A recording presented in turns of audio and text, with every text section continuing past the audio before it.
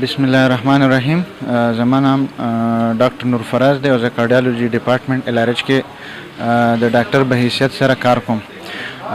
څنګه چې موږ ته پته ده چې 29 سپتمبر د زړونو د بیمارونو د بچاو د ورځې په مناسبت سره منځلې شي. د دې ورځې مناولو مقصد دا دی چې موږ ټول د زړه د بیماریانو نه ځان بچ کو.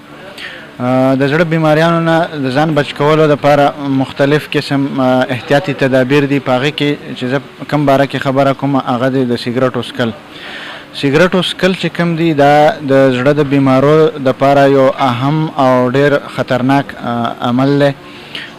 سیګرټ څکل خپله څکل یا د سیګرټ چې کوم خلک څکي هغې سره نږدې کېناستل چې هغې ته موږ پیسیو سموکینګ وایو، د دې دواړو نه بچ کېدل ډېر زیات ضروري دي.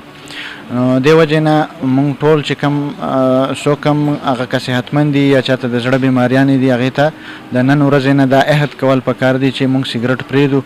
او کم خلک چې سیګرټ څکي هغه موږ د سیګرټو نه منع کړو او هلته کې د کېناستو نه ځان بچ کړو. په دې چې څنګه چې سیګرټ څکل نقصاندې عمل دی، داسې د سیګرټو چې کم کسان کم خلک څکي د هغې سره نږدې کېناستل هم دا هم د هغې نه خطرناک عمل دی.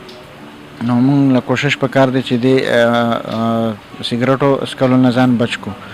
دې نه علاوه موږ د ورزش ډېر خیال وکړو. ورزش روزانه باقاعدګۍ سره چې کوم دی هغه ضروري دی چې موږ ریګولر اکسرسایز کوو او دې سره سره موږ د صحتمند خوراک خیال کوو.